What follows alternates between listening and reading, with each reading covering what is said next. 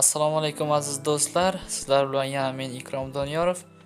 Ushbu videomizda ko'pchiliklar xohishiga ko'ra inshoot va Kinamaster programmasini tizlamat qilamiz. Soddaroq aytganda, reklamalarni ubirat qilamiz, o'chiramiz. Hozir ko'rib turganingizdek, Kinamaster programmasiga kiramiz. Razрешение so'raydi. Продолжить qilamiz. Начать qildik.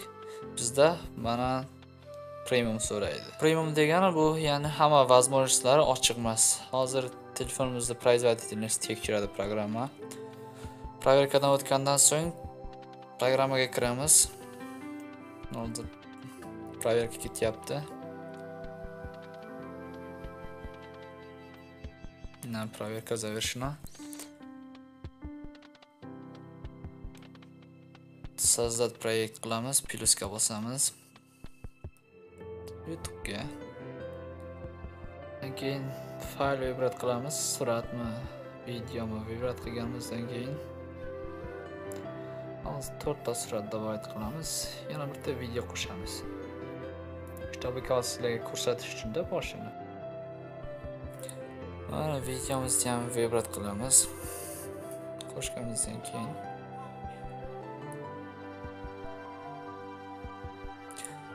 ko'ribsizki, bizda hamma narsa qo'shildi, lekin tepada reklama bor. Reklama deb mana bu tepadagi yozuvda aytamiz. Buni udayt qilishda iloji yo'q. Udayt qilamiz desak, podpiska so'raydi-da. Undan keyin переходlarga kiramiz. O'zining переходlari bor. Biz mana hozir дополнительный переходlarga kiramizda internetdan skachat qilish uchun. Ya'ni videolaringiz yana yorqinroq, chiroyliroq bo'lishi uchun. Слишком ko'p переходlar bor. Ko'rib turganingizda bittasini vibrat qilamiz, skachat bosamiz. Lekin buni iloji yo'q. Bizda ограничение qo'yilgan. Chunki biz pro versiyada emasmiz. Pro versiya olish uchun ko'rib turganingizdek pul to'lash kerak. Lekin biz buni albatta bepul qilib beramiz sizlarga. Videoni oxirigacha ko'rsalaringiz barchasi o'sha yerda bor. Hozir biz programmani o'zining переходlarini qo'ydik. Hozir bilmaydiganlar uchun, birinchi marta ko'radiganlar uchun, ya'ni soddaroq tushuntiramiz. Qo'shiq qo'ysa ham bo'ladi. Buni audio ustiga bosamiz. Xohlagan qo'shiqni vibrat qilamiz. Masalan, mana shuni. Mana videoning tagiga tushdi. Buni olamiz, boshiga qo'yamiz. Ko'ribsiz, video tagiga tushdi. Переход ham bor. Pro versiyaning ustunligi yana shundaki, bizda videoni saqlanib qilaydiganda 4K bilan Full HD razрешениесі bor. Bu yerda esa ko'rib turganingizdek na 4K na Full HD saqlanib qila olamiz. Faqat HD 720 или высокий qo'yamiz. Baribir bilan Full HD bilan 4K bizdan chiqmaydi. Endi bo'lsa inshootga o'tamiz. Bundan chiqamiz, inshootni bosamiz. Inshootda ko'rib turganingizdek, bu yerda unaqa reklama ko'p so'ramaydi. Ammo logotipni o'chirsa ham bo'ladi. Faqat bu yerda effekt va переходlarini ограничениесі bor. Hozir video vibrat qilamiz birorta. Чтобы ko'rsatish uchun sizlarga. Videoni vibrat qilib oldik. Mana shunday hozir originaliga qo'yamiz. Videomizni okey qilamiz.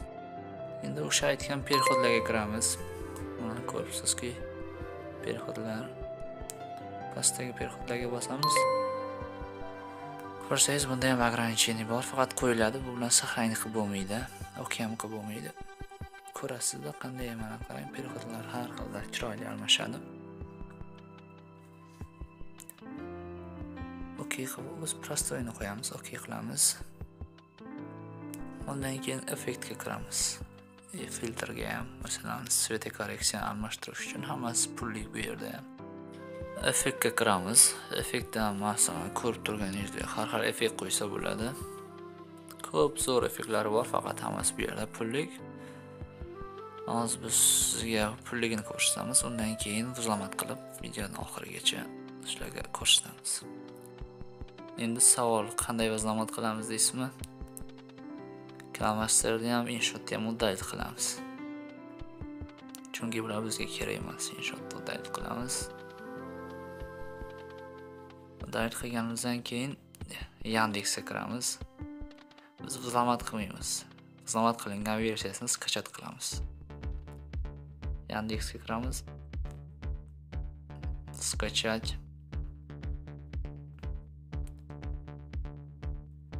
InShot Crack yozamiz. Poisk beramiz. Найти. Mana полная versiya chiqdi. Все открыто. Ustiga bosamiz. Qaraymiz. Shit, pastga tusha olsak, skachat qiladigan ssilkasi bor. Mana shuni ustiga bosamiz. Skachat fayl. 5 sekund kutib turamiz.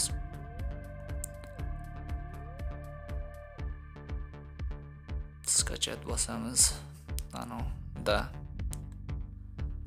Загрузка начинается. На tepada ketyapti уже загрузка. Загрузка bo'ldi, ustiga bosamiz. Sayt qilamiz. Открыть qilamiz.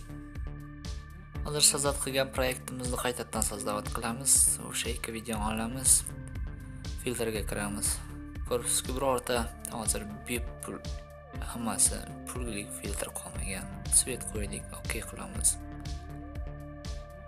Mana svet tekshirib ko'ramiz. Mana hamma joyda o'zgargan. Endi effektga kiramiz.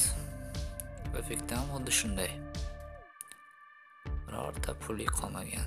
Hammasi bepul. Bundan keyin shunisi yaxshiki, pastdagi InShot yozilgan reklama ham yo'qoladi.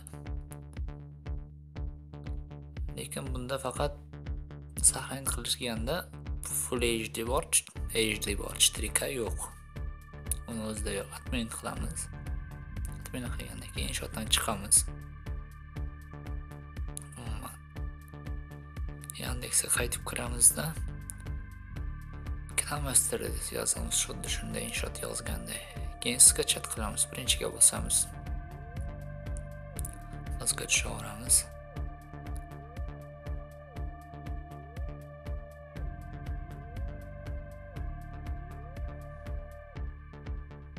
Skachat.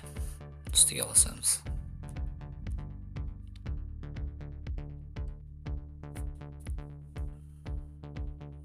Загрузка ketyapti.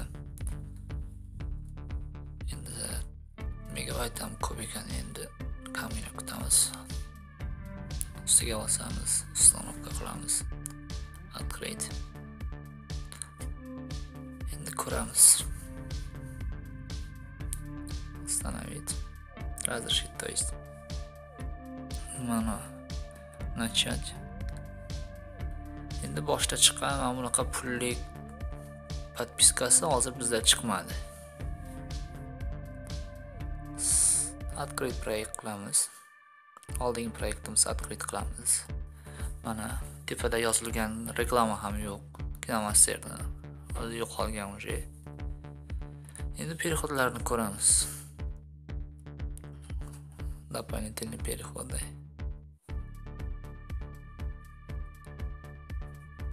Kamgina загрузка bo'ladi. Xohlaganimiz bittasini vibrat qilamiz, skachat qilamiz. Mana skachat bo'ldi, be problema.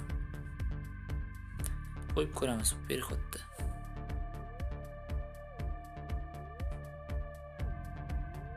Mana переход bor. Hozir skachat qilgan переходimiz. Yana qaytadan tekshirib ko'ramiz. Perxod ikkalasidan bor.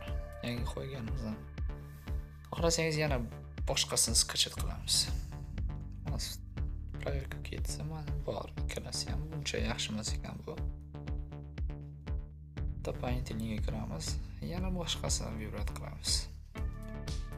Bu yerda faqat переход, tekstlar bor, muzikalar bor, effekt bor. Возможности hozir bunda juda ko'p. Xohlagan, masalan, zo'r videolar qilsangiz bo'ladi, chroma keyda ishlasa bo'ladi bunda.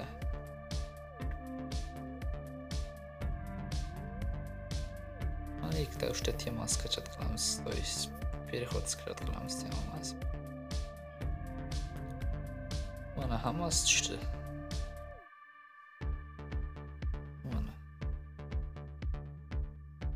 sama переходlar bor.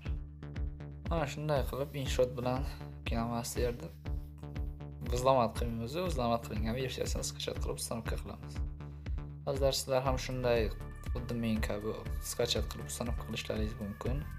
Endi sizlar ko'rib turibsizlar, sizlarga qaysi programma ma'qul bo'ldi, InShotmi, KinoMastermi? Qayeri tushunmovchilik joylar bo'lsa, video tagiga yozib qoldiringlar. Yana aytgancha, saqlanib qilayotganda 4K bilan Full HD razresheniyasi ham ochiq ko'rib turibsizlar. Xohlaganingizda saqlanib qilsa bo'ladi. Shu bilan bu videomiz ham oxiriga yetdi. Omon bo'ling aziz do'stlar.